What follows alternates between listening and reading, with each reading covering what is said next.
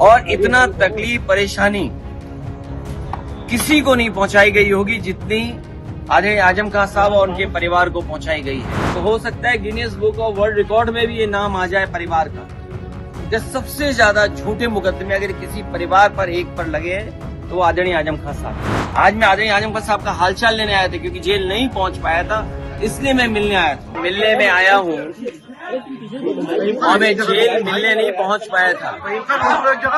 मैं आज अभी आपसे बैठ कर के स्वास्थ्य को लेकर के और उनका हालचाल ले रहा हूं। और आदरणीय आजम खान साहब वो बहुत पुराने नेता हैं। पुराने नेताओं की बात ही कुछ और है, पुराने लोगों की बात ही कुछ और होती है। ये हमारी पार्टी के दरख्त हैं, इतनी गहरी जड़ें और उतना ही गहरा उनका साया भी हम लोगों के साथ हमेशा रहा है। और ये बड़ी लड़ाई है, उसमें हम सब लोग मिलकर के लड़ेंगे। उनका स्वास्थ्य अच्छा हो, उन्हें न्याय मिले, और शायद देश के इतिहास में और पॉलिटिकल कैरियर के इतिहास में पता नहीं भारतीय जनता पार्टी कौन सा गिनीज वर्ल्ड रिकॉर्ड बनाना चाहती है, कौन सा वर्ल्ड रिकॉर्ड की पॉलिटिकल परिवार आदरणीय आजम खान साहब पे सबसे ज्यादा केस लगे हैं। कोई अगर दूसरा परिवार ऐसा हो जहां पर केस लगे हों, उनके ऊपर है गलत केस लगे, उनकी पत्नी पर बेटा अब्दुल्ला और उनके परिवार के और जितने भी साथी रहे, उन सब पर इस सरकार ने झूठे मुकदमे लगाए हैं। और इतना तकलीफ परेशानी किसी को नहीं पहुंचाई गई होगी जितनी आदरणीय आजम खान साहब और उनके परिवार को पहुंचाई गई है।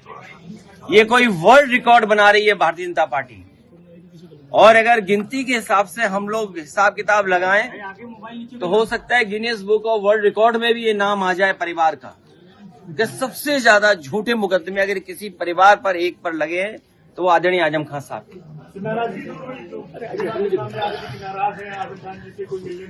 मैंने आपसे कहा कि पुराने लोग, पुराने समाजवादी जो नेताजी के साथ रहे और जो नेताजी के साथ हैं, उनकी बात ही अलग होती है।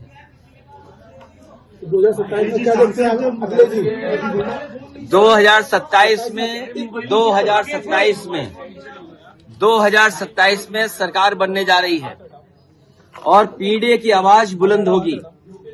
कि कोई कल्पना कर सकता है कि सुप्रीम कोर्ट में जज साहब के ऊपर भी जूता फेंक दिया गया हो या जूता निकाला गया हो। हालांकि वो बात यहाँ करने की नहीं है। आज मैं आदरणीय आजम खान साहब का हालचाल लेने आया था, क्योंकि जेल नहीं पहुंच पाया था, इसलिए मैं मिलने आया था। और लगातार हम लोग मिलते भी रहेंगे। लेकिन जो सुप्रीम कोर्ट में हुआ है, ये समाज में कहीं न कहीं एक संदेश जा रहा है कि पीडीए के लोग कहीं बैठे हों, जीवन में कभी न कभी अपमानित होते हैं।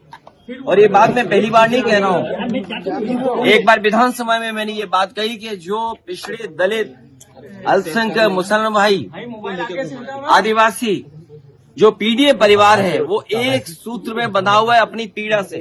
वो अपमानित महसूस करता है और इस सरकार में अपमानित हो रहा है लगातार।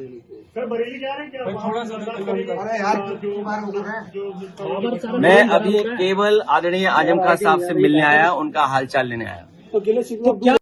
अगर आप ये वीडियो YouTube पर देख रहे हैं तो हमारे चैनल को सब्सक्राइब कर बेल आइकन दबाएं, और Facebook पर देख रहे हैं तो हमारे पेज को लाइक करें।